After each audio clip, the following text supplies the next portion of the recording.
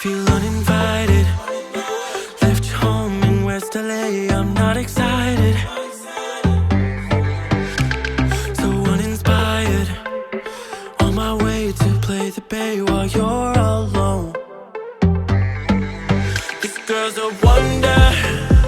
She loves me, yeah, she needs to know I love her. I wonder if we'll make it through this summer.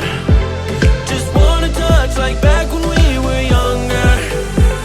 Yeah. Why don't you love me, love me, love me? Touch me, touch me, touch me no more. Rồi tôi hữu lên mình đấy Sujata ni, mà anh bận masa khang masuk, juga.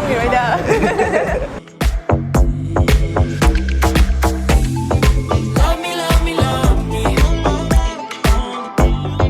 Touch me, touch me, touch me. Love me, love me, love me. Tôi chỉ anh nói company mà lại, tôi apps cũng có xài cái process dùng vậy company itu kayak company no hai berdua usaha. Apa tuh lagi video? Oh.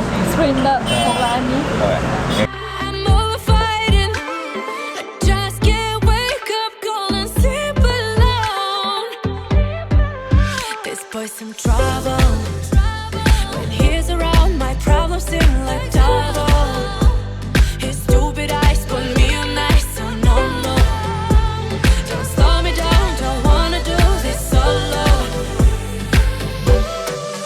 Why don't you love me, love me, love me? Touch me, touch me. Aduna hujiki jahar be company sida akoi ad nauge kana khali ad number sida akoi Sujata si ad tawdini acting tawdini aduna akoi na hujik daka lei se akoi storyline kuma daka lei storyline se khagabudi aduma amgumba comment pinning ta so ka haibi comment to oina storyline do irapa Ideas lay tardi first share to biro comment section la. idea na traga akoi ki mail sida thara su yai mail staff sara case file da aduna mayam Sujata no way my acting si nimina si koi yam thuna namnu hona ni Adagi mi anoba haidi extra ani ma darkar lay ko. hoi mayam dum